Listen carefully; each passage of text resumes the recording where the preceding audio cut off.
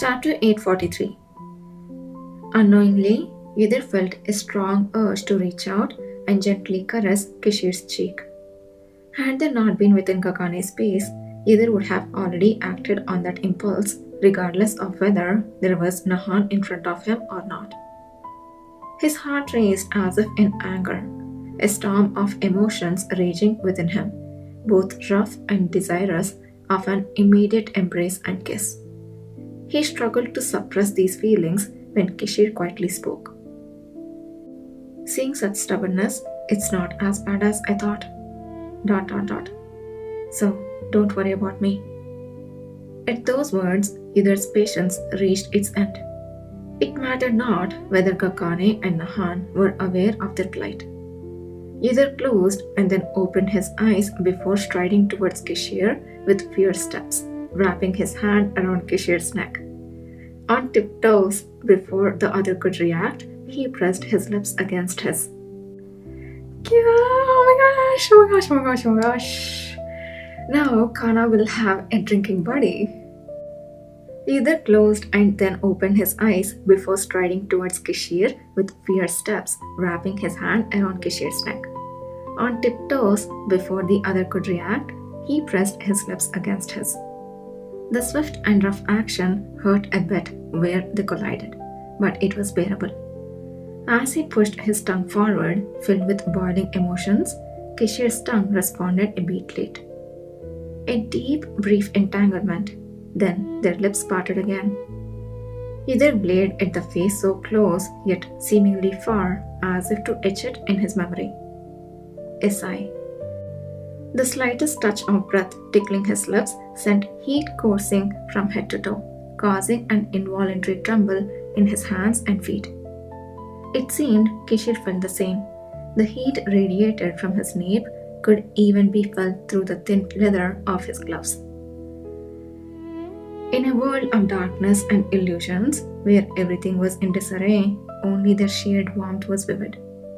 Yidr, steadying his breath, spoke towards those red eyes. Do you remember our experience in the arena? There is nothing from our times together that I don't remember. I believe this might help in recovery to some extent, like back then. It's all I can offer for now, but please bear with it. He muttered almost as if chewing on his words. Then they finally separated. The man, a bit dazed, listened to Yidr's words and then burst out laughing. I thought you did it just because you wanted to. Well, that's a good reason too. If Kakane or anyone else asks, I will say that. I did want to. Admitting gruffly, Kishir's laughter abruptly stopped. For a moment, he seemed at a loss for words, unusually covering his mouth in silence. Then finally, he sighed deeply. I hope that just now, it won't affect your strength. It doesn't matter. If my strength is to diminish over such a thing, let it be so. A strength that fragile was of no use to him. It had been a choice made of his own volition, ready to face any consequences. Yidr spoke again, perhaps watched by unseen eyes in the darkness. I don't know what kind of strength you have granted me, Commander, but I will use it well. It's a strength that protects both body and mind. Even in my absence, you will be able to fight as usual for a certain period.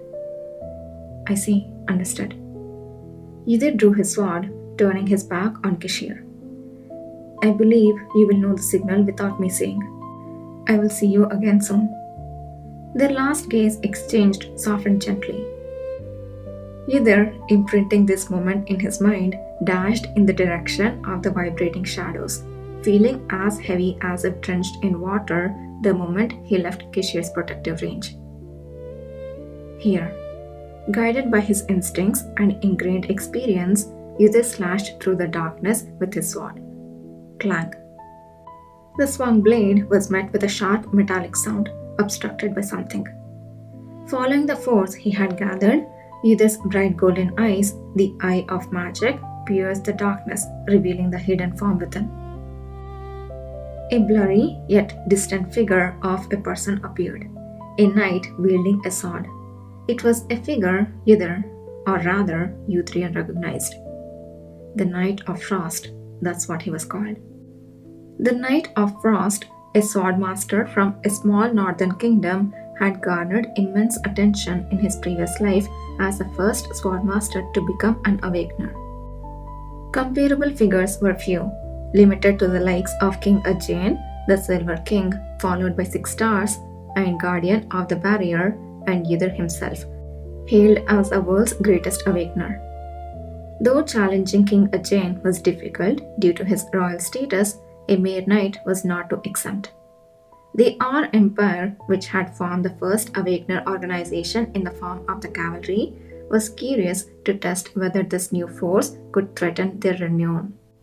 Naturally, this led to Yther stepping forward. Under the guise of a friendly exchange, Emperor Kacyan invited the Knight of Frost in a demeaning manner, pressuring his country and orchestrating a duel between him and Yther. After a long battle, the victor was inevitably Yther, but not without his own losses. Among the many formidable opponents he had faced, this knight ranked among the strongest, and Yther had fought without holding back. As a result of this duel, the knight's country suffered considerable losses. While Uthrian strength became widely known, Yther personally gained nothing. It was later revealed that Emperor Kacyan's henchmen had cunningly poisoned the knight's close aides before the duel began, adding only to his reputation as the emperor's cowardly dog willing to do anything. What the freaking hell, Kacyan? You are just in the bottom of the fucking... How low can this fucker go? The Knight of Frost, who had shown some respect for the commander of the cavalry before the duel, spat at Yther's feet and left. You are a dog with neither honor nor pride. Who would grieve losing to a dog? Yes, that's what he said. Yther had tried to contact the Knight of Frost again for an investigation related to the world's destruction, but the knight had refused all communication. It was an expected outcome given the circumstances. There were a few more like him after that, thus it wasn't that special of a case.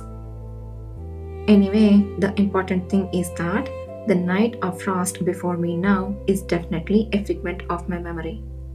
But the illusion felt different from those he had encountered before. The clash of swords felt too real, and the way the attacks were parried felt genuine. And crucially, Yther's gaze slowly scanned the Knight of Frost, who had crossed swords with him, and the shadow of a man standing behind. A man staring blankly, his limbs twisted and entangled in a surging out-of-control aura. The altered aura and nearly unrecognizable face made identification difficult, but the burn scars on one side of his face were unmistakable. Nahan... Nahan did not respond. However, Yther clearly felt that he was being targeted. The simultaneous sensation of immense malice and murderous intent made his hair stand on end. Simultaneously, the figure of the Knight of Frost also violently reacted. Through this, Yther was able to glean some information about the situation.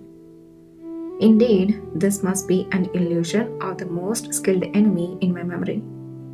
The real top talent in Yther's memory was undoubtedly Kishir, but he had never seriously fought with him, so it seemed that the next in line was this man. The Knight of Frost was indeed one of the toughest adversaries Yther had faced in Uthrian Ale's numerous battle records, excluding monsters, an illusion nearly as tangible as reality. Had it not been for the rampage, Yther could not have even imagined the existence of such a phenomenon. It was an immense ability. However, Yther was not afraid. He had somewhat expected him to resort to similar tactics. Unable to face me directly due to lack of combat ability, so you come at me like this? Fine, think I can't handle it? A foe he had once defeated, could he not beat him a second time? Yther coolly swung his sword before engaging the oncoming Knight of Frost. In an instant, The sound of swords clashing dozens of times echoed in the darkness.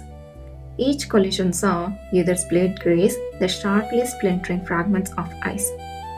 The transparent ice attack that could be materialized through the sword.